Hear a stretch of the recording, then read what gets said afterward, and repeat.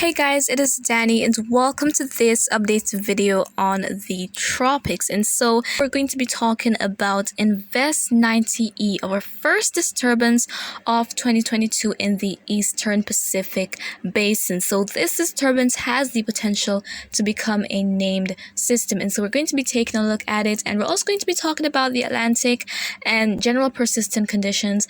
And we're also going to be talking about what is going on in the US. So stay tuned for all of that. So before I go into details,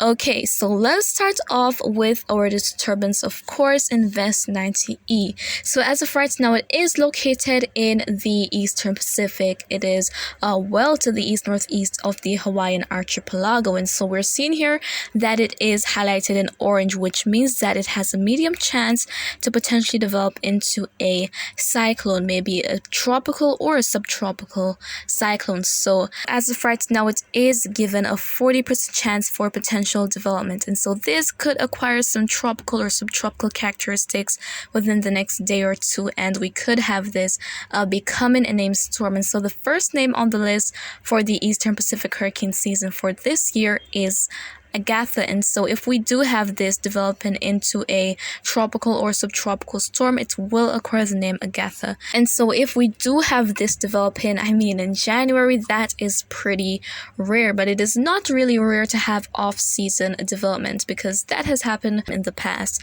So if this becomes a named storm this week or so, it will be the second earliest forming tropical or subtropical cyclone in the Eastern Pacific Basin, behind Pali of 2016, which developed on the 7th of January. So let us go ahead now and see what our GFS model is expecting from this. And so this is a map that is showing the isobars, and the isobars, they are the black lines and they are lines of equal pressure. So when you see them being in a circular manner with the pressure below 1013 millibars, that is a low pressure system and can potentially be a sign of tropical cyclone development. And so here we have this, we have 1003 millibar low pressure system here, and we see that we don't have a whole lot of organization in terms of this system. So let's go further out and see what the GFS is showing. And so by Sunday on the 23rd of the month, here we have GFS showing that the pressure has risen to 1007 millibars, and whenever you have a rising pressure, that indicates that the system is getting weaker. But we do have an increase in the amount of moisture that is associated with the system, and we see that it is also a little bit closer to the Hawaiian archipelago. However, direct impacts are not expected from this system here. And so as we head out to Monday the 24th, we're seeing that we are having this thing weakening. More than likely, conditions are getting too hostile to have this trying to keep developing, so we have eventual weakening of this. And here we see a 1011 millibar low pressure system to the southeast of the Hawaiian archipelago. So all in all, as I said, direct impacts in Hawaii are not expected. And actually, let's go ahead and take a look at the sea surface temperature map.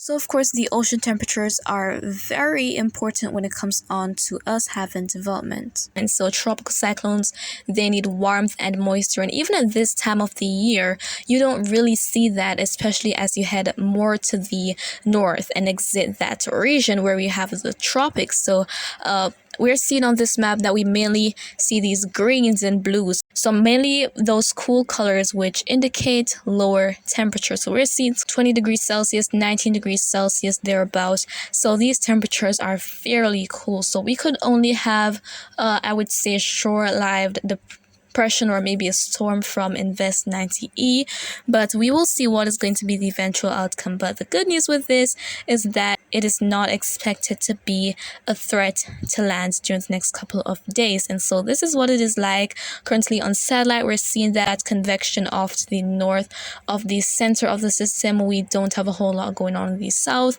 but things could be marginally conducive to enable some more development of this during the next couple of days. And so now let's go ahead and take a look at what is going on in the Atlantic Basin.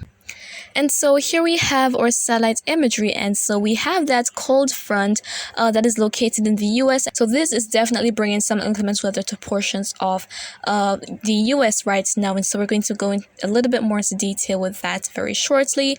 But as for most of the Atlantic region, we have all that dry air that is persistent, preventing very significant convection, especially in the vicinity of the Caribbean.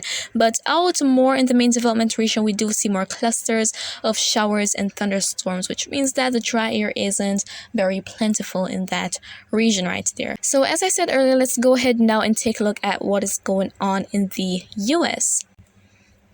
Alright, so here you're seeing the NAM model, and this is actually today on the 20th of January. And so when you see the greens, that indicates mainly rainfall, but as you go to colors such as the blue, that means snow, and we have pink, which indicates freezing rain, and purple, which means sleet. And so we're seeing that from that cold front that we saw on the satellite imagery, here we have all of this moisture that is extended into portions of the states such as Florida, Alabama, Georgia, Carolinas, Virginia, and also going up to the northeast. And we also have some lingering snow in those regions. But as of right now, nothing very major. But as we head to tomorrow on the 21st of the month, we do have some snow that is seen over in the western side of the US. And look to the south, just in the Gulf of Mexico, we're seeing all of that moisture. Even seeing some sleet and freezing rain in portions of southern Texas, but mainly rainfall in those regions. And that moisture is also extended into portions of Mexico. And there is the possibility of some freezing rain there as well. As we head more into the eastern section of the US, we do see where rain is especially in the eastern section of the states, and we do have some sleet and some snow lingering, especially in North Carolina and in portions of southeastern Virginia. And we have that low that is forming off the southeastern coast. And as we head further into the day tomorrow, we see that we have some of that moisture from the Gulf of Mexico still present, and we do have a little bit more precipitation, especially in the Carolinas right there. And so as we head into Saturday, we're seeing here that the NAM is showing that we will have some snow affecting portions of the eastern states, Virginia, North and South Carolina, those areas, and even some spots of freezing rain. So all of that being influenced by that low pressure system that you're seeing, that 10-12 millibar low pressure system off the coast of the US. So please be aware of that, and of course take all the necessary precautions and stay safe. So again guys, that is really it for this video. And so just to recap, we have Invest 90E in the Eastern Pacific, the first disturbance in that region for 2022, and over in the Atlantic we don't have a lot going on, but a cold front is going to be influencing the weather in the US. But more inclement weather is expected for the US, especially the southern and eastern states, as you're going to be heading into this weekend. And so guys, that is really it for this video. And so if you found it to be quite informative, please give a thumbs up, and you can also share your thoughts with me in the comments or ask a question. I will try to respond as best and as soon as I can. And just remember to always be weatherwise.